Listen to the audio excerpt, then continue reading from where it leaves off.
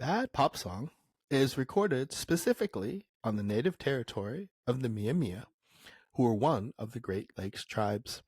Much of present-day southwest Ohio sits on the native land of the Fort Ancient people, who were builders of the Great Serpent Mound located in what is now Adams County. The city, now known as Cincinnati, was built on the land of the Shawnee, the Mia Mia, the Kaskaskia, the Hopewell, and the Adena. Please visit nativeland.ca to find out whose land you reside on. That's native-land.ca.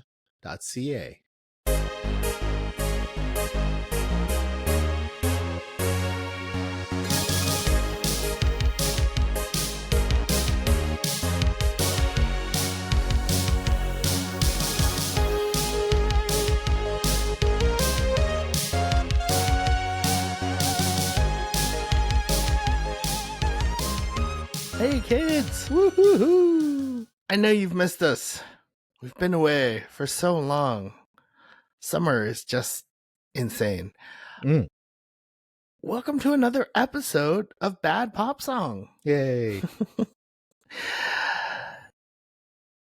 This magic carpet ride that we take you on soars through my cringy universe of bad pop music and my love for film, and there's lots of discussion and critique, and of course I'm here giving you all things Bo. Also with you is your co-host Dan. I'm here. Hey, you should go over to badpopsong.com. There's plenty of other stuff over there. If you enjoyed this episode, there's lots more episodes. You can watch some Bo Alcazola videos, hear him sing, as well as some other fun things. Go check it out. All things Bo. Most definitely. So, yes, you've been traveling. Yes. Guess where I've just returned from. Sri Lanka. Oh man. Never say never. But no, not this time. The Toronto International Film Festival. Hey. It's 50th, by the way. Oh, really? TIFF 50. Yes. Wow. So, and per usual, it was a blast. I feel like this was one of the more seamless trips. Yeah. That I've taken up to Toronto, mainly because my boss booked us at an Airbnb 5 minutes walking distance to wow TIFF Lightbox, which is the main hub. I figured all those places would have been taken. So by important people. I think he may have just booked it early, and I think he may have booked it early enough. Who knows? Yeah, I don't know. Yeah, we got really lucky. Lucked out. Yeah. I'm so used to staying at least 25-minute walking distance. Yeah. So yeah, I'm up early and I'm all fresh and clean, and I take my 25-minute walk to my first screening, and I'm all like gross and sweaty. Not this year. Not this year. Nice short walk. Per usual. Make my quick stop to Tim Hortons. Of course. Yeah. You're in Canada. Must do. Got my medium triple and jumped in line. And I even, being so close by, I even had time midday to run back to the apartment and freshen up and powder my nose. And so, yeah, man, no, it was great. And I saw some really great stuff. Sounds like you had a wonderful experience. Yeah. Go ahead and ask me how many films I saw. Bo. Yeah. In the past, you've seen how many videos? We need a reference here. Well, like last year, how many videos or how many movies did you see? Last year, I saw about 25 films. So that's quite a bit, in my opinion. Okay. How many did you see this year? I saw 29. Jeez.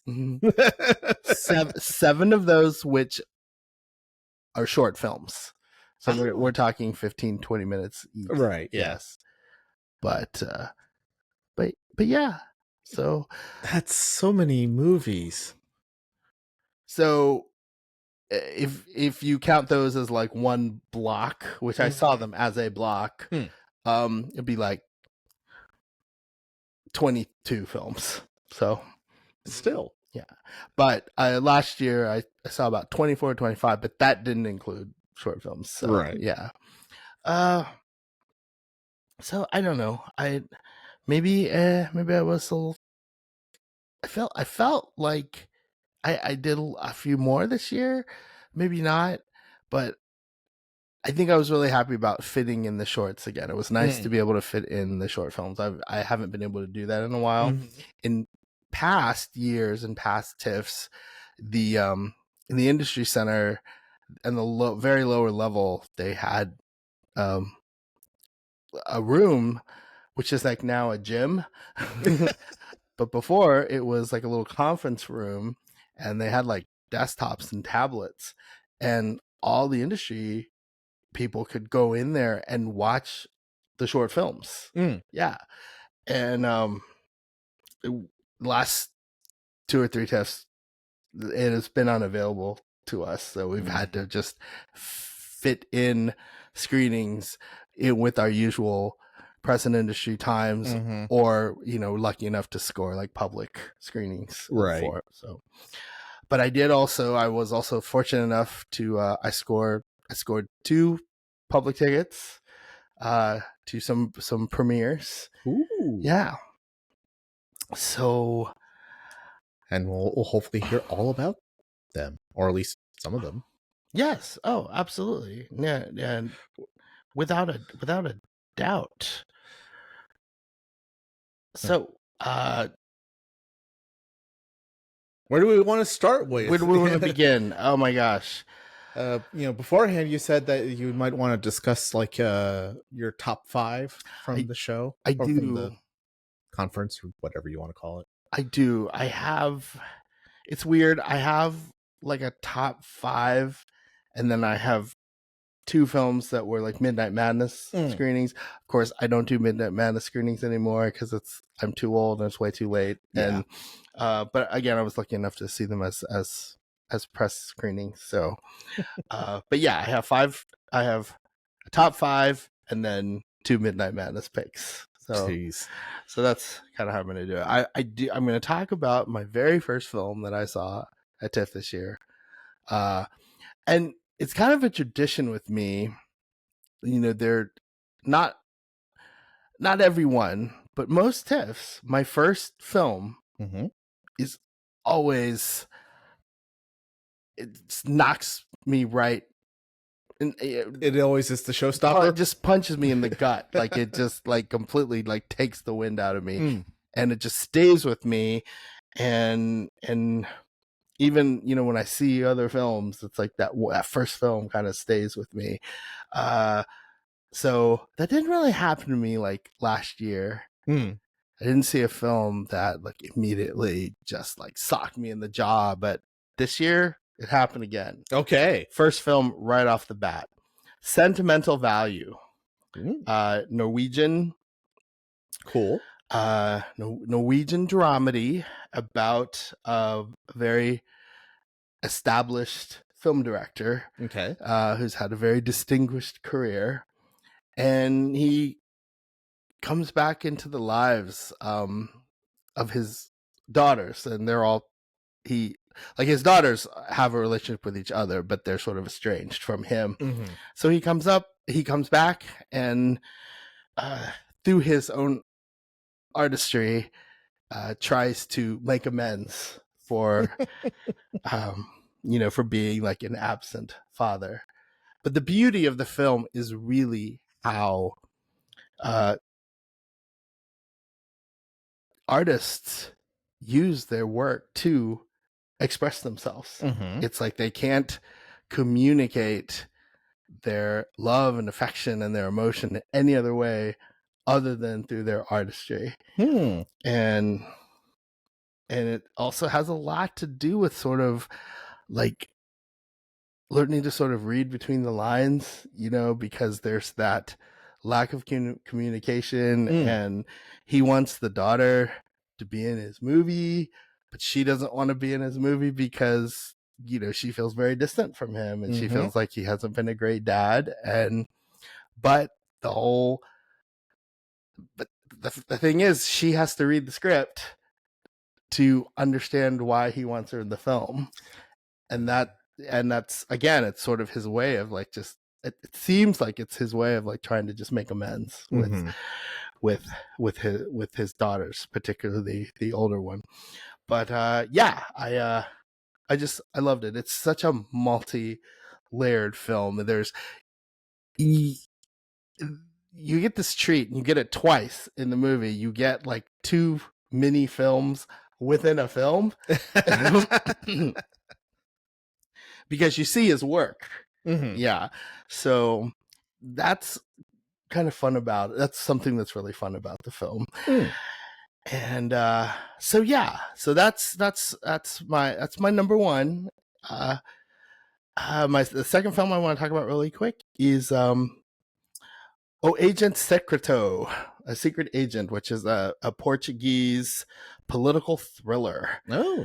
And Wagner Moura, who is the star of the film, he won Best Actor for this film at the Cannes. Wow. So I don't know. I'm hoping he gets an Oscar nod because it is such a great performance, and it's a lot about the political turmoil of the final years of the Brazilian military dictatorship.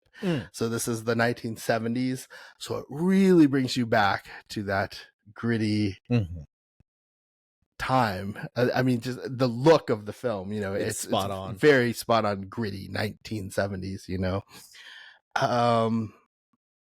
Yeah, Wagner Moura is just absolutely fabulous in the film, and I hope he gets a nomination. My third film actually won the Palme d'Or at Cannes this year. It's an Iranian film called "It Was Just an Accident."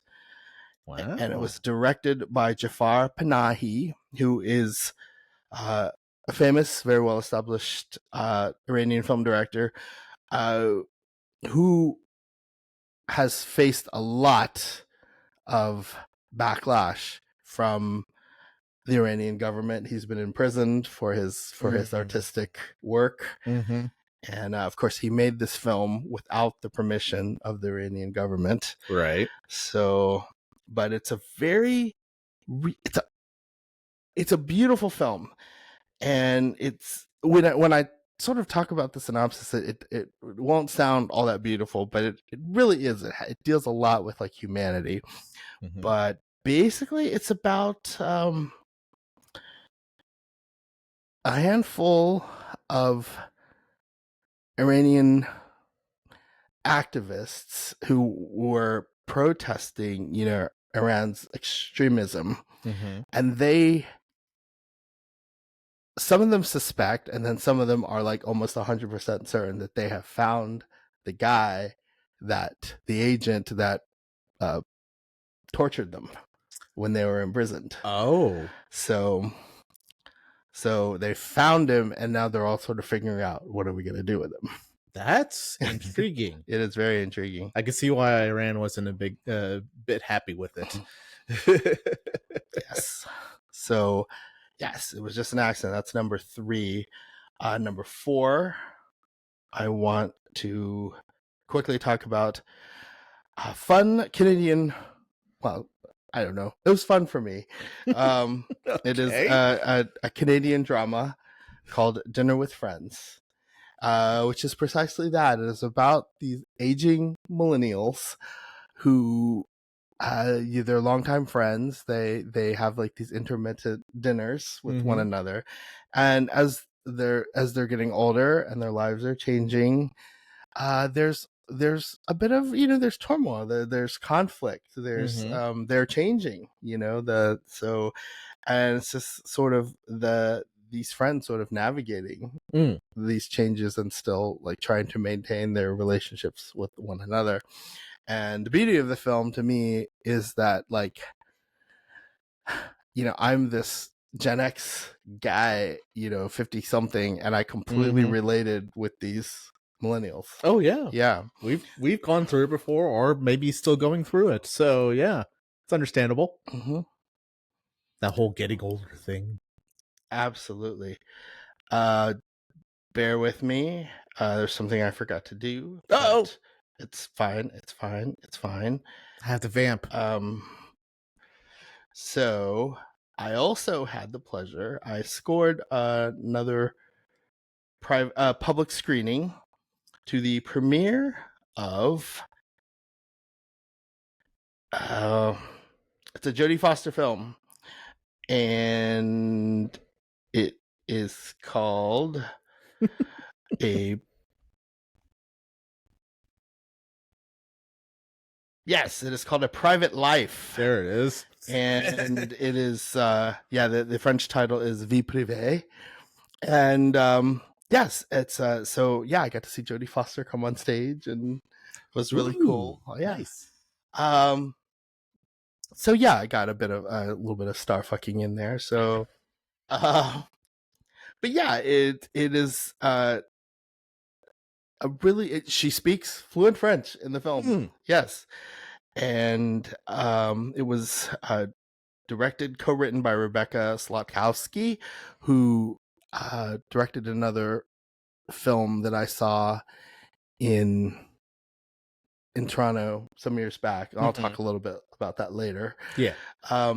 But that movie always stayed with me, so I made it a point to like see Vie Privée, A Private Life, not just because of that, but because it's Jodie Foster in it. Yeah. And who doesn't want to see Jodie Foster speak fluent French? But yeah, no, she plays a psychiatrist, and one of her patients commits suicide. Oh. So that she's just so it's kind of a mystery and a thriller because she's kind of sleuthing to figure out what exactly happened, because she suspects that it may not have been a suicide. There might be foul play involved. Yeah, but at the same time, she's also sort of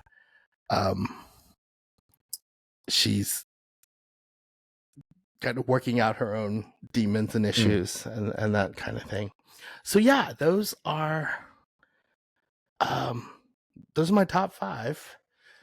Did I talk about 5 movies already? You may have talked about 4. The Secret Agent, Sentimental Value. It was just Dinner with Friends. No, I think I got those 5. You got 5? Yeah. Okay. I lost track. Yeah, me too. Right? 1, 2, 3, 4, 5. Okay, yeah. All right. So I want to talk my Midnight Madness films. Okay. So, Obsession. It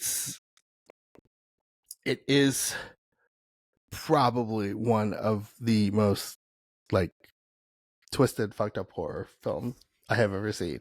Okay. I mean, it's not exactly twisted. It's not. I wouldn't say it. There's nothing in it that's like hallucinogenic, but it is. It is. But it's basically about a young guy named Bear, and he buys something. He buys like this supernatural. He goes to this sort of new age store, and he buys like this supernatural twig that if you snap it in half, your whatever you wish for will come true. So a monkey's paw, essentially. Yes, but it's just a stick. It's just like a stick or part of a tree or something like that. Well, he makes his wish and he breaks the stick, and the girl that he wishes to fall in love with him falls in love with him, and she falls in love with him in the most obsessive, disturbing way you could possibly imagine. Like if you're imagining where this goes, you're exactly correct. And it's worse. So yeah, it's a great film, and I'm hoping it'll be out soon because it struck a deal during its run at TIFF. So cool. And my second Midnight Madness film is Dust Bunny.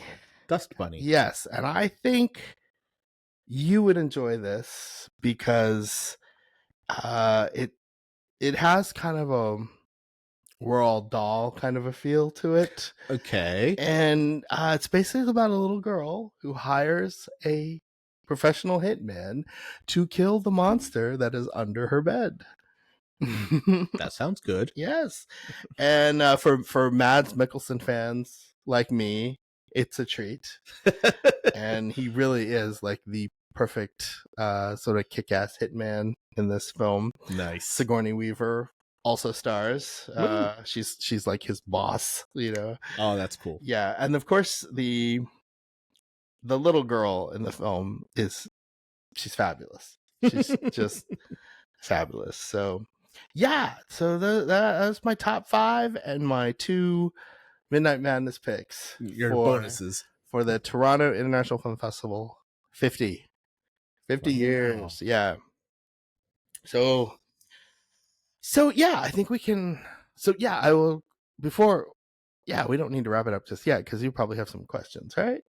But sure. Yeah. I mean, we'll eventually go into each of these films, I guess. Absolutely. I just didn't know if we were ready to just wrap it up and continue on with the next episode. Unless you have something else to say about Canada and Toronto in general and your entire trip experience.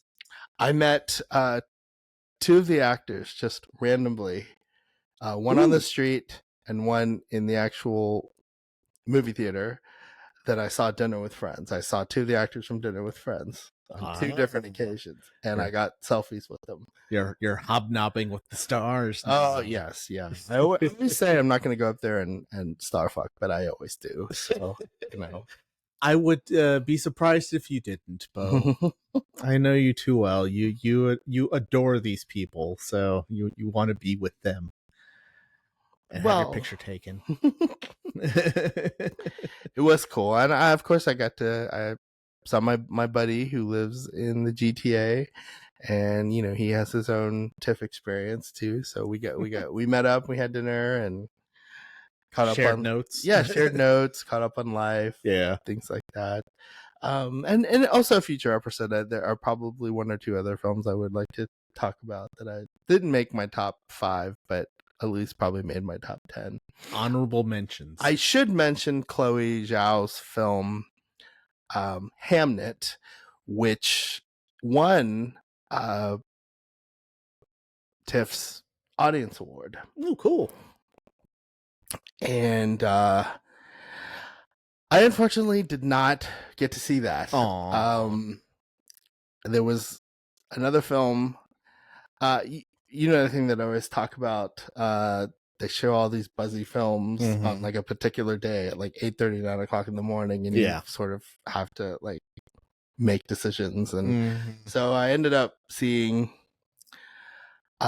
Steven Soderbergh's latest, The Christophers, instead, which I completely forgot to add to this list because so really I think I had like a top 6 and then my 2. So I'll get into that real quick, but I do quickly want to talk about Hamnet. Even though I didn't see it, Hamnet is everything everyone is saying it is. Kevin, my colleague, he got to see it. He just was absolutely moved to no end, and was made by Chloe Zhao. Chloe Zhao, of course, made very famous by her film Nomadland with Frances McDormand, which you know, did so well at the awards season back in 2021 at the 2022 award shows. So Nomad, she's very well known for Nomadland. So this is also, I think, going to bring her huge awards love. So cool. But yes, Hamnet is about Shakespeare, William Shakespeare, and his relationship with his wife and his kids, and sort of him dealing with losing one of his children. Yes. So everything you are hearing and reading about, it is all true. And I feel very sad that I did not get the opportunity to see the film. I couldn't score a public ticket for the life of me. Like it was so tough to score a public ticket. I could imagine. Yes. and they didn't show it as often as they do some of the other films, as far as like P&I, public press and industry screenings. And by the time they added another P&I screening, that was like already after I left. So yeah. but you know what? I'll see it. Yeah, well, yeah. Eventually. I'll see it. So silly me, I'm gonna go ahead and talk about the Christophers really, really quick because I so love that film. Yes, Steven Soderbergh's latest. It is this wonderful comedy, sort of it's sort of taking a jab at like the art world and Okay. how ridiculously silly and pretentious it can be. Yes. And it stars Ian McKellen and Michaela Cole. I don't know if you've heard me talk about her. I adore Michaela Cole. She's one of my favorite actors. She was on one of my favorite shows that they played on HBO Max called I May Destroy You. And That's a good title. And she was also in some episodes of earlier seasons of Black Mirror. So that's where I sort of came to love Michaela Cole, excuse me. So when I found out that she was in a Steven Soderbergh film co-starring Ian McKellen, I was like, there's no way I'm missing this. So that's why Hamnet, like, that's why that got the chopping block. It lost out because I really wanted to see the Christophers, and no regrets. The Christophers was everything I wanted it to be and more. And Ian McKellen plays an aging, sick artist, also very renowned and very, very famous. Okay. And the Michael Cole character is his assistant, and she is not like currently exhibiting, but she's sort of disenchanted with the art world. So she comes on as his assistant, and then the two of them, their dialogue and their chemistry and the screenplay, it's just so brilliant. And to see two of, to see her, and then of course Ian McKellen, who is just the great, the greatest, just to see those two on stage just sort of engaging and kind of sparring and things like that, it was really magical. It was just nice. such a fun film. Yeah. So it was a dramedy, I should say. But there's some small like thriller aspects of it too, because there's kind of there's sort of this sort of double agent thing kind of going on as well. But yeah, we can talk about that later. Yes. So yeah, okay, all right, I did it. I got it all. my 6 TIFF favorites and plus my 2 Midnight Madness picks. I swear I'm done. Okay. I know you don't like to poo-poo film, but was there anything you saw that you just did not like at all? Oh, absolutely. Anything you want to poop on? I want to poop on it, but I will say I was pretty let down because I was really looking forward to seeing it. It is The Man in My Basement, and that was a very, very big letdown. It is a thriller that stars Corey Hawkins and Willem Dafoe. Okay. And Corey Hawkins plays kind of this, he's kind of a down and out alcoholic who's about to lose his family house. Just because of, bad choices, bad decisions, things like that. And Willem Dafoe shows up and says, "Hey, I want to live in your basement for a couple of months, and I'm going to pay you thousands upon thousands of dollars." And that's pretty much the premise of the film. So It sounds weird. Yeah, so there's a lot of cool stuff in it. You know, there's like ancestral masks and folklore, and black folklore, and there's and and then of course, you have the ominous uh past of the Willem Dafoe character. So it's sort of learning about where he came from and why he's doing what he's doing. Yeah. And there's so much in it that there's like ghosts in it too. There's like all kinds of like cool paranormal stuff in it. Okay. And then it kind of just lets you down. Oh. Yeah. It's like a Stephen King novel. So much build up and then suddenly it's an end.